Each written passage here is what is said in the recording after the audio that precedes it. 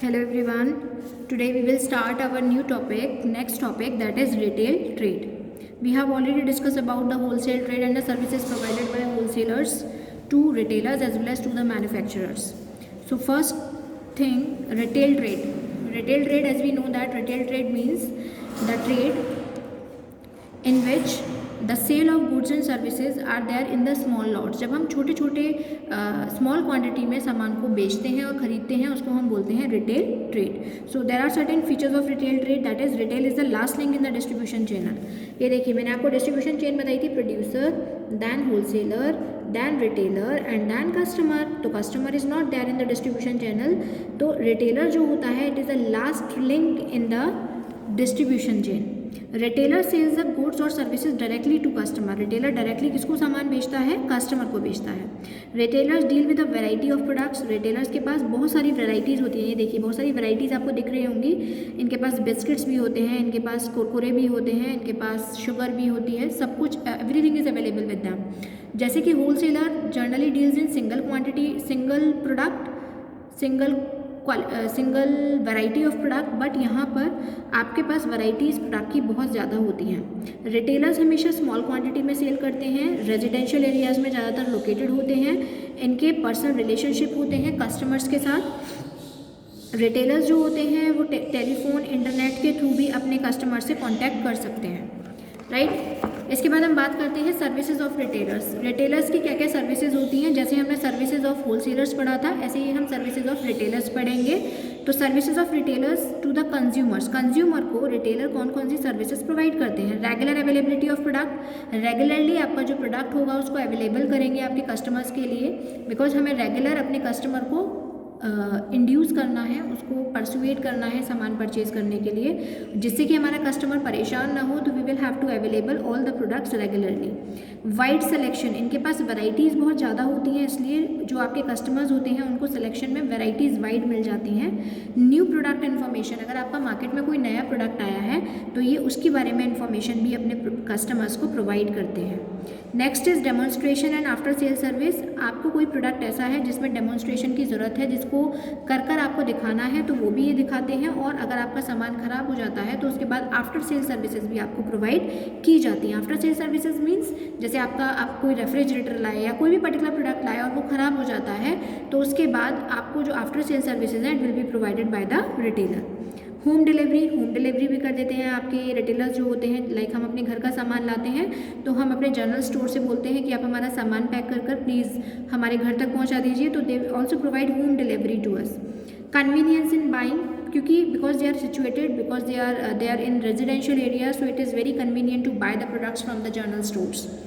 Credit facility. आपने ज़्यादातर देखा होगा that the people generally have the personal relationship with these type of retailers, so generally they provide credit facilities to them. Because if we will visit to a particular general store and we say ki we need a product but still we don't have money with us, so what they say ki okay, I will provide you credit facility, just no need to worry, just take the product at your home and give me the money afterwards. So what is this? They are providing credit facilities to us. After than services to wholesaler and manufacturer. अब आपका जो retailer होता है वो wholesaler और manufacturer को कौन कौन सी सर्विसेज प्रोवाइड करता है. Helps in distribution of goods को डिस्ट्रीब्यूट करने में. ये तो भाई सिर्फ लाकर इसको देते हैं, अल्टीमेटली कस्टमर को कौन देता है? रिटेलर देता है. तो रिटेलर जो होता है he help the wholesaler and the producer to distribute the goods and services to the final customers. Next is personal selling.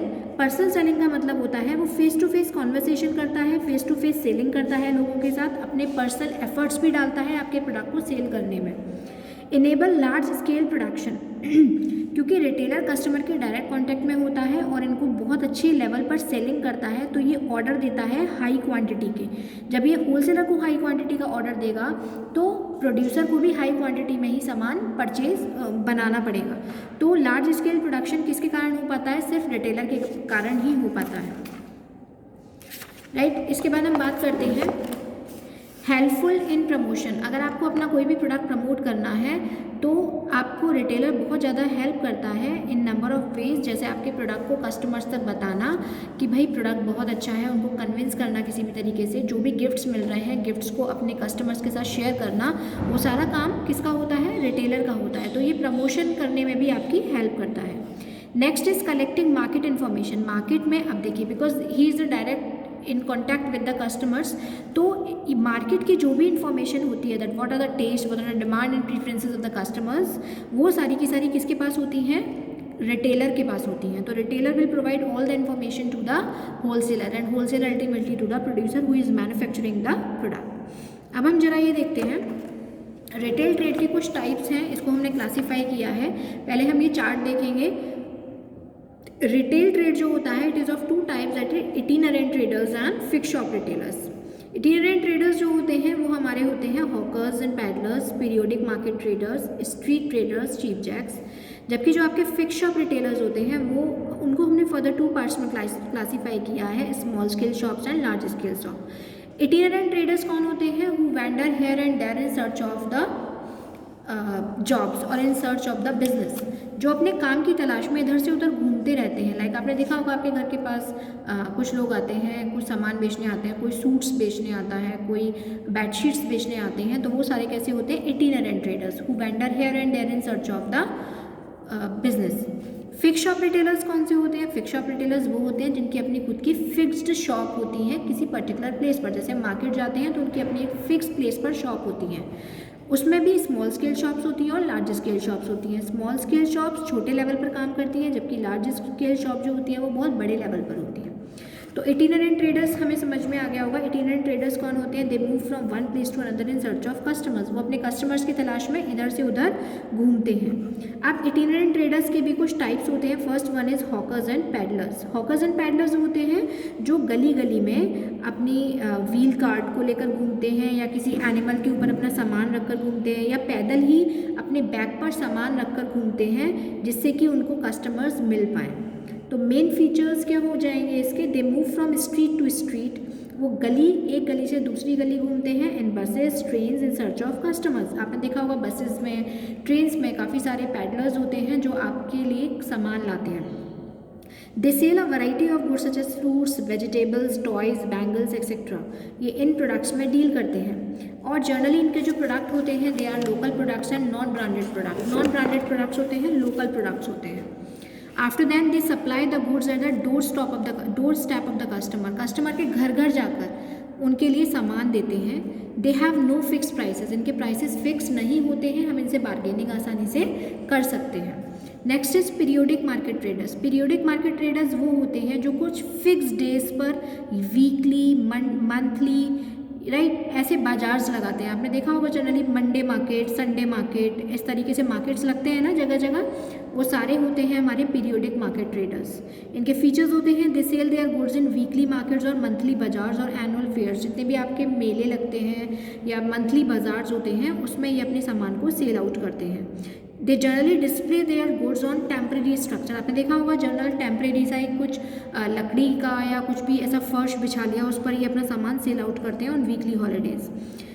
Local products में डील करते हैं, ब्रांडेड प्रोडक्ट्स नहीं होते हैं, यूटेंसिल्स, बैग, शूज़, इन सब में डील करते हैं। और स्पेशली इन ट्रेडर्स, ये सारे जो ट्रेडर्स होते हैं at the time of Diwali, Christmas, Eid, इस टाइम पर आपको ज़्यादा देखने को मिलेंगे। इसके बाद स्ट्रीट ट्रेडर्स। स्ट्रीट ट्रेडर्स वो होते हैं जो अपने आइटम्स को जो बिजी स्ट्रीट्स होती हैं वहाँ पर रख कर बेचते हैं। लाइक आपने देखा होगा रेलवे स्टेशंस के पास, बस स्टैंड्स के पास, मंदिरों के पास जितनी भी छोटी छोटी दुकानें होती हैं जो अपने पेवमेंट्स लगा लेते हैं, टेम्पररी पेवमेंट्स लगाते हैं, उनको हम बोलते हैं स्ट्रीट ट्रेडर्स। ये वैरायटी ऑफ प्रोडक्ट्स में डील करते हैं, इनका भी प्राइस लो होता है और कन्वीनियंट होता है। If a person is coming back from their work, अगर वो अपने काम से वापस आ रहा है और उसको किसी चीज़ की ज़रूरत है तो he can purchase the goods and services from street traders. Next is cheap jacks. Cheap jacks होते हैं जैसे हम टेम्परेरी बेसिस पर अपना कोई टेंट लगाकर सामान बेचना शुरू कर दें या किसी की शॉप हायर कर लें, लाइक वो वुडन शॉप जो होती हैं वो सारी चीप जैक्स होती हैं।